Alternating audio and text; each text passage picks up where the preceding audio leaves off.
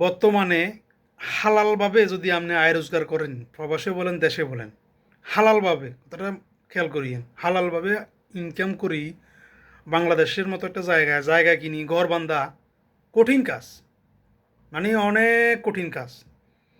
এখন আপনি বলবেন যে অনেকে তো করের, হ্যাঁ অনেকে করের। এখন আমি বলছি হালালভাবে।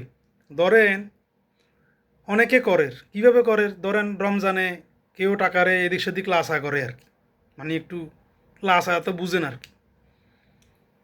রমজানে, কোরবানে বা বিভিন্ন ব্যাংকে ডিপোজিট করে রাখে 10 বছর 20 বছর। এটা যদি আপনি না করেন, শুধু বেতন পায় যদি একটা জায়গায় আপনার টাকাগুলো সঞ্চয় করেন, 10 বছর 15 বছর যদি সঞ্চয় করেন, বর্তমান অবস্থায় একটা জায়গা কিনে একটা বিল্ডিং করা অনেক কঠিন কাজ। এখন অনেকে করে, আর আমি বললাম না কিভাবে করে। 900 যদি আপনি না করেন, লাড়াছাড়া না করেন, টাকা সম্ভব না। আমি আজকে 15 বছর এমারতে, এই 15 বছরে আমি 1 শতক জায়গার আমি মালিক না। 1 শতক জায়গার, বিশেষ হয় না, 1 শতক জায়গার মালিক না। আপনি মনে করেন যদি হারাম পথে আয় রোজগার করেন, অনেক কিছু করতে পারবেন, অনেক কিছু করতে পারবেন। আমি যে বাড়িতে থাকি, যে ঘরে থাকি, এটা আমার দাদার দিন না। তার মানে আমার দাদা হইলো ধনী, আমি হইলাম গরিব। তো সবাই গরিব, কিন্তু ওই সিস্টেমের কথা বলতেছি আর কি। যেমন আমার দাদা দেয়া জায়গার ভিতরে আমার বাবা আসিল, এখন আমিও আছি, নাতিও আছি। তাহলে আমার দেওয়া জায়গা, আমার দেওয়া বাড়িতে আমার সন্তান বা আমার নাতিরগুলা বলি যে বাড়ি আমার দেওয়া, এটা কোথায়? আমার তো লাইফ শেষ,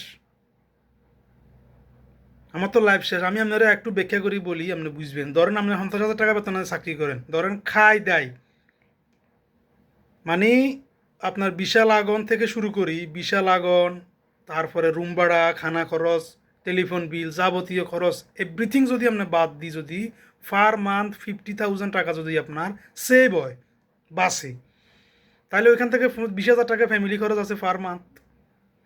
ছেলে মেয়ে যদি একটু বড় থাকে, লেখাপড়া খরচ আরও পার মান্থ 5,000 টাকা, 5,000 এখান দিয়ে আছে 25,000 টাকা। আর থাকে 25,000 টাকা।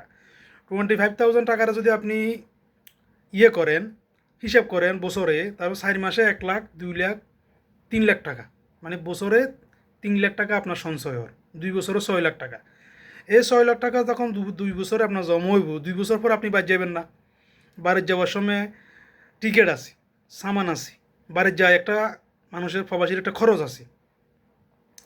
সব কিছু যদি বাইরে যদি খরচ বরচ করেন, ওই 6 লক্ষ টাকা থেকে 2 বছরে, এর ভিতরে ধরেন 3 লক্ষ টাকা নাই, আর থাকে কত?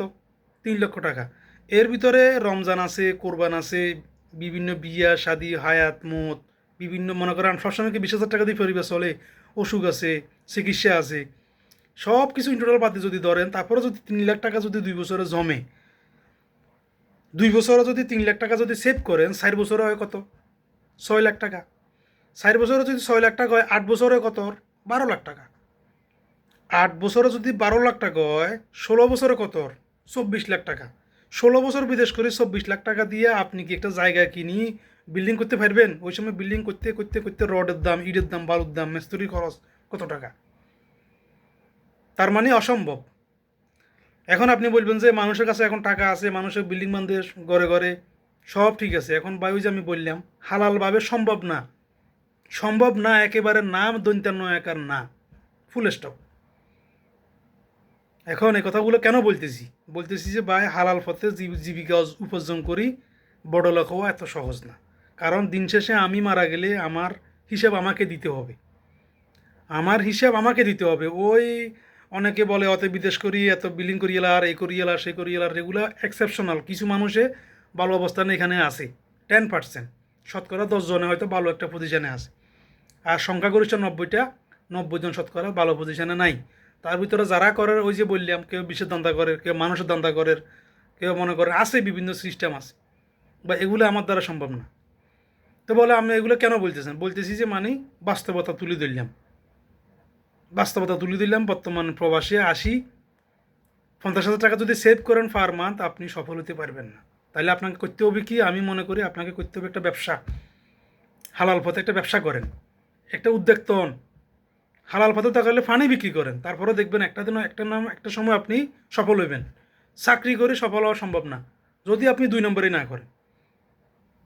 তো আসলে সবাই আল্লাহ ভালো রাখুক।